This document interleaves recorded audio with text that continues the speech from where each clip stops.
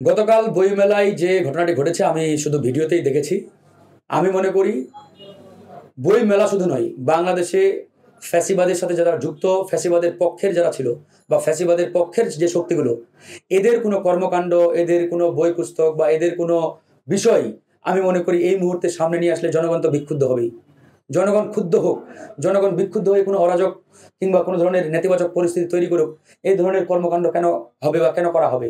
আমি মনে করি এই জায়গায় বাংলা একাডেমিরও অনেকটাই দায়ভার রয়েছে। কারণ বাংলা একাডেমি জানে না যে এই বইমেলায় কোন কোন বইগুলো রাখা যাবে বা কোন বইগুলো রাখা যাবে না।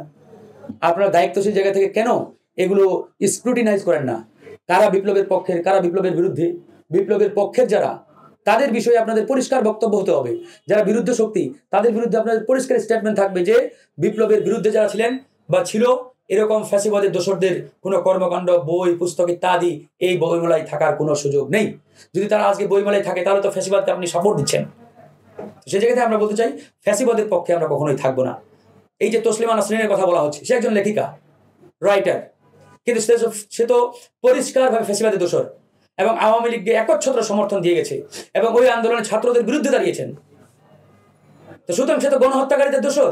তাহলে আজকে এই গণহত্যাকারী দোসরদের বই যদি বাজারে আসে, বই মেলায় উন্মুক্তভাবে আপনি সেটা বিক্রি করেন, প্রচার করেন, তাহলে এটা তো মানে বিপ্লবের পক্ষের যে শক্তি বা জনগণ এটাকে মেনে নেবে? আপনারাই বলেন। মেনে নেওয়ার তো কোনো সুযোগ নেই। মানে যে প্রক্রিয়ায় তাকে তো আমরা আগে কথা বলেছি, এই দায়ভার প্রশাসন এবং যারা লায়েবল প্রতিষ্ঠান। আজকে দেখেন আপনি এই যে বিভিন্ন গাড়ি বা ওই যে বাড়ি বা আস্তানা বা ধানমন্ডি ৩২ ভাঙচুর করছেন, এগুলো ফ্যাসিবাদের আস্তানা। এ বিষয়ে আমাদের কোনো দ্বিমত নেই। ফ্যাসিবাদের প্রতি আমাদের কোনো অনুকম্পা নেই, সিম্প্যাথি নেই, সহানুভূতি নেই। কিন্তু আমার কথা হচ্ছে, আপনি জীবন্ত ফ্যাসিবাদগুলোকে রেখে দিয়ে মৃত ফ্যাসিবাদগুলোকে উৎখাত করতে একবারে সোচ্চার। একদিকে আপনি কি করছেন? ফ্যাসিবাদের দোসরদের বড় বড় চেয়ারে বসাচ্ছেন, আরেকদিকে ঘোষণা দিচ্ছেন আমরা ফ্যাসিবাদের আস্তানা রাখবো না।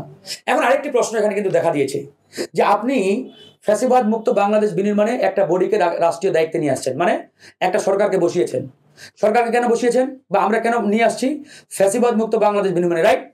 এখন আপনি ফ্যাসিবাদ মুক্ত বাংলাদেশ বিনির্মাণে একজনকে অলরেডি দায়িত্ব দিয়েছেন, মানে সরকারের বডিতে বসিয়েছেন।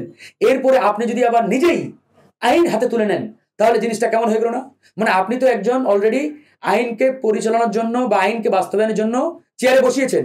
সুতরাং আপনি তার কাছে দাবি করেন, আপনি সরকারকে বলেন ফ্যাসিবাদের সকল আস্তানা ভাঙে ঘুরে চুরমার করে দেন। সরকার করবে, মানে এই সরকার তো ফ্যাসিবাদ মুক্ত বাংলাদেশ বিনির্মাণের জন্য আপনারাই চেয়ারে বসিয়েছেন। সরকারকে বলেন ওদের সম্পদ বাজেয়াপ্ত করেন, রাষ্ট্রীয়ত্ব করেন, সরকারি করেন। আমাদের এটাতে কোনো আপত্তি নেই। কিন্তু আপনি যখন নিজেই ওই কাজটা করতে যাবেন, তখন সরকার এবং আপনাদের মধ্যে বড় ধরনের একটা কনফ্লিক্ট তৈরি হবে। এই জায়গায় সেই ফ্যাসিবাদী দোসররা আবার এসে ফায়দা আসলে চেষ্টা করবে, বাংলাদেশকে বেকায়দায় ফেলবে। ঠিক একই এই যে বইমেলায় ঘটনাটি ঘটেছে, এই জিনিসটি করা উচিত ছিল বইমেলা তার আন্ডারে বাংলা একাডেমি। বাংলা একাডেমিকে জবাবদিহিতার আওতায় নিয়ে আসা, বাংলা একাডেমিকে ঘেরাও করে 1 ঘন্টার মধ্যে তারা ঘোষণা দিবে এই বইমেলায় কোনো ফ্যাসিবাদী দোসরের বই থাকবে না। তারা এটা বাস্তবায়ন করবে, এটা তাদের কাজ।